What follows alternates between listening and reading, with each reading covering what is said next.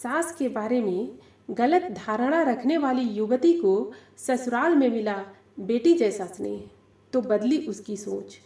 नमस्कार मित्रों, एक घटना भी बदल सकती है जिंदगी। आज की कहानी है भ्रम।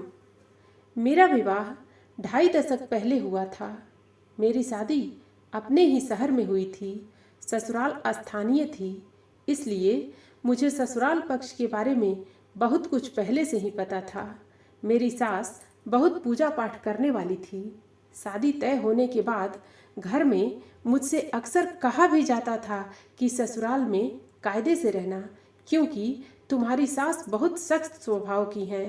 ऐसे में मेरे लिए भावी जीवन साथी से सामंजस्य बिठाने से कहीं अधिक सासू माँ से तालमेल बिठाना कठिन लग रहा था। जैसा कि रिश्तेदारों ने बताया था कि वे ब्रह्मा मुहूर्त में उठती हैं, नियमित पूजन के लिए मंदिर जाती हैं, महीने में कई बार व्रत रखती हैं और कम बोलती हैं तथा समय की बहुत पाबंद हैं।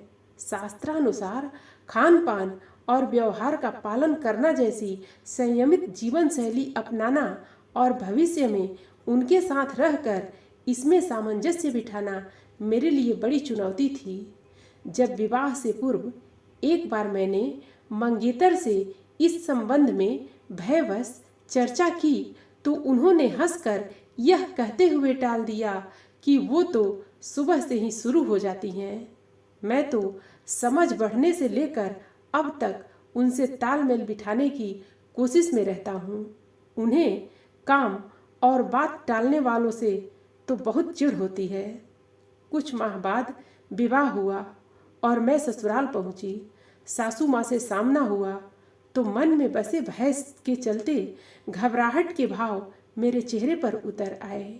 मेरी मनोस्थिति को समझते उन्हें देर नहीं लगी। उन्होंने मेरे कंधे पर हाथ रखते हुए कहा कि मेरे लिए तुम भी बेटी की तरह हो।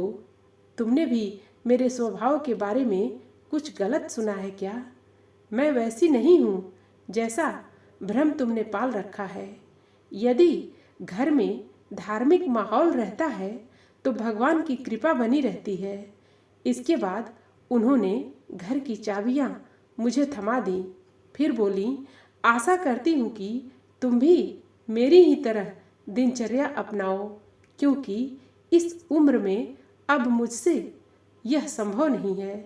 हाँ, घरेलू कार्य में सहयोग दोगी तो मुझे पूजन और सत्संग के लिए अधिक समय मिलेगा।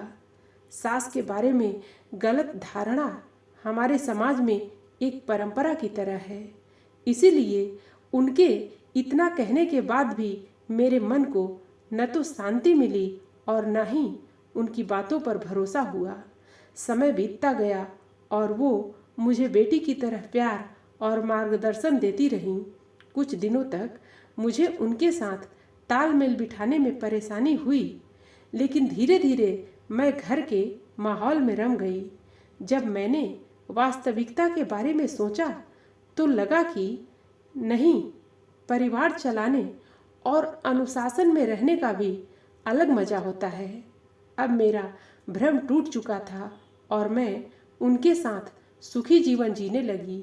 मैं कहानी के माध्यम से कहना चाहती हूँ कि सास ससुर के बारे में गलत धारणा पालना या उनकी बात का बुरा मानना भी जीवन की बड़ी भूल होती है।